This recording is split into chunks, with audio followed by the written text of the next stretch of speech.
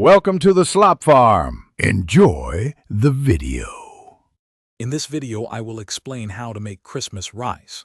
To begin, ensure you have all your ingredients measured and ready.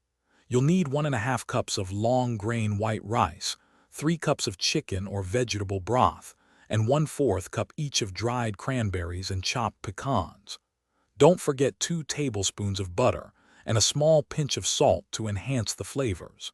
Having everything prepped makes the cooking process smooth and enjoyable. Now let's get cooking. In a medium saucepan, melt 2 tablespoons of butter over medium heat. Once melted, add your 1½ cups of long-grain rice. Stir continuously for about 2 minutes until the grains are lightly toasted and fragrant. Next, carefully pour in the 3 cups of chicken or vegetable broth and add a pinch of salt.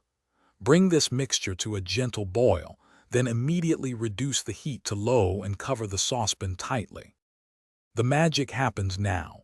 Let the rice simmer undisturbed for 15 to 18 minutes. It's crucial not to lift the lid during this time, as it traps the steam needed for perfect cooking. After simmering, remove the saucepan from the heat and let it rest, still covered, for 5 minutes. This allows the rice to fully absorb moisture. Finally, gently fluff the rice with a fork and stir in the 1/4 cup of dried cranberries and 1/4 cup of chopped pecans for that festive touch. Your delicious Christmas rice is now ready to be served. Present it warm as a wonderful side dish that complements any holiday meal. For an extra festive touch, consider garnishing with a sprinkle of fresh, chopped parsley or a few additional dried cranberries. This recipe generously yields about 6 servings, making it perfect for family gatherings.